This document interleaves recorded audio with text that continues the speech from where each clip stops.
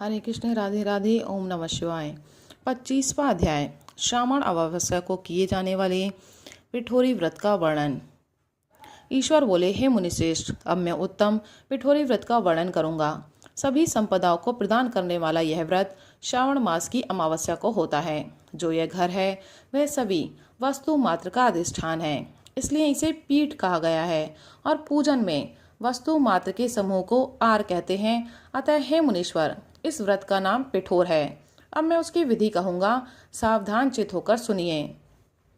भीत अर्थात दीवार को ताम्रवर्ण, कृष्णवर्ण अथवा श्वेतवर्ण धातु से पोत करके बुद्धिमान को चाहिए कि यदि ताम्रवर्ण से पोता गया है तो पीले रंग से, कृष्ण वर्ण पर श्वेत रंग से अथवा श्वेत वर्ण पर कृष्ण वर्ण से चित्र बनाए, अथवा श्वेत पीत से, लाल से, काले या हरे वर्ण से चित्र बनाए।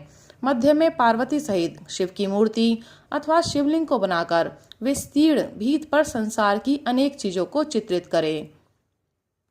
चतुशाला सहित पाकालय, देवालय, शयनागार, 7 खजाने, स्त्रियों का अंतपुर जो महलों तथा अट्टालिकाओं से सुशोभित तथा शाल के वृक्षों से मंडित हो, चूने आदि से दृढ़ता से बंधे पाषाणों तथा ईंटों से सुशोभित हो और जिसमें विचित्र दरवाजे, छत तथा क्रीड़ा स्थान हो, इन सबको चित्रित करे। बकरियां, गाय, भैंसे, घोड़े, ऊंट, हाथी, चलने वाला रथ, अनेक प्रकार की सवारियां, गाड़ियां, स्त्रियां, बच्चे, वृद्ध, जवान, पुरुष, पालकी, झूला और अनेक प्रकार के मंच, इन सब का अंकन करें। सुवर्ण, चांदी, ताम्र, सीसा, लोहा, मिट्टी तथा पीतल के और अन्य प्रकार के विभिन्न रंगों वाले पात्रों को लिखें।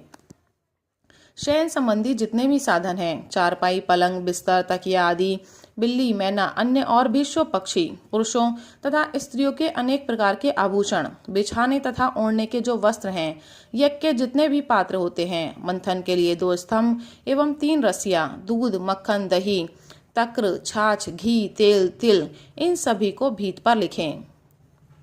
गेहूं, चावल, अरहर, जौ, मक्का, वातनल, चना, मसूर, कुल्थी, मूंग, कांगनी, तिल, कोंदो, कात्सी नामक अन्न, सांवा, चावल, उड़द, ये सभी धान्य वर्ग भी अंकित करें।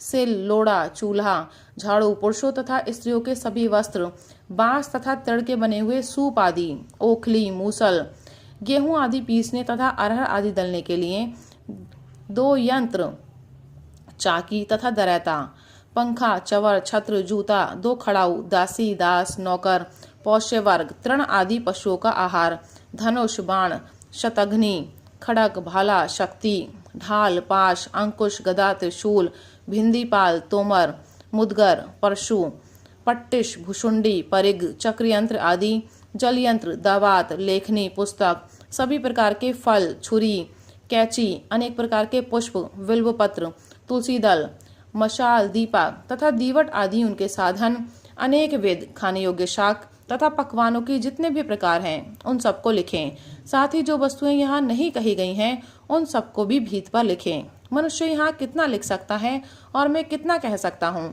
क्योंकि एक एक पदार्थ के सैकड़ों तथा हजारों भेद हैं। 16 उपचारों से इन सभी का पूजन होना चाहिए। पूजन में अनेक प्रकार के गंध द्रव्य, पुष्प, धूप तथा चंदन अर्पित करें। ब्राह्मणों, बालकों तथा सौभाग्यवती स्त्रियों को भोजन कराएं। तत्पश्चात पार्वती सहित शिव से प्रार्थना करें, मेरा व्रत संपूर्ण हो। हे सांब, शिव, हे दयासागर, हे गिरीश, हे चंद्रशेखर, इस व्रत से प्रसन्न होकर आप हमारे मनोरथ पूर्ण करें। इस प्रकार 5 वर्ष तक व्रत करके बाद में उद्यापन कर देना चाहिए। इसमें घृत तथा बिल्व पत्रों से शिव मंत्र के द्वारा होम होता है। एक दिन अधिवासन करके सर्वप्रथम गृह होम करना चाहिए। आहुति की संख्या 1008 अथवा 108 होनी चाहिए।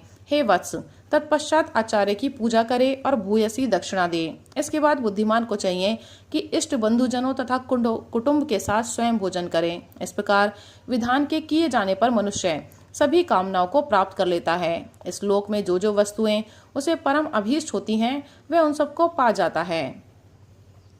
हे वत्स, मैंने आपसे इस उत्तम पिठोरी व्रत का वर्णन कर दिया। इस व्रत के समान सभी मनोरथ हो तथा समृद्धियों को प्रदान करने वाला और शिव जी की प्रसन्नता करने वाला न कोई व्रत हुआ है और न तो होगा।